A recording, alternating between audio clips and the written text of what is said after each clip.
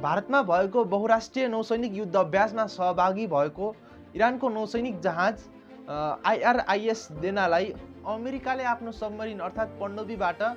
तोर्पिडो प्रहार गरेर आक्रमण गर्दा उक्त जहाजमा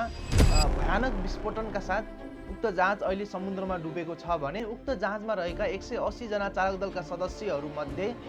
87 जनाको मृत्यु भएको छ भने 100 जना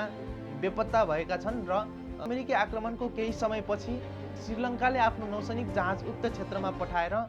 32 जनाको उद्धार गरेको छ भने घाइतेलाई अस्पताल पुर्याएर उपचार गरिरहेको बताइएको छ।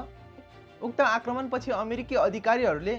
दोस्रो विश्वयुद्धपछि पहिलो पटक आफ्ना पनडुब्बीहरूले शत्रु देशका नौसैनिक जहाजहरूलाई डुबाएको बताएका छन्। तर उता भारतले भने आफ्नै देशबाट अभ्यास गरेर फर्किरहेको इरानी नौसैनिक जहाजमाथि भएको यस्तो आक्रमणको कुनै जवाफ दिएको छैन, अर्थात् मौन बसेको छ। तर उता इरानका विदेश मन्त्री अब्बास अराक्चीले उक्त जहाज कुनै आक्रमण गर्न नभएर नियमित सैन्य अभ्यास गर्न गएको र फर्किने क्रममा उक्त भयानक आक्रमण गरेको बताएका छन् र उक्त आक्रमणको अमेरिकाले ठुलो मूल्य चुकाउनु पर्ने बताएका छन्।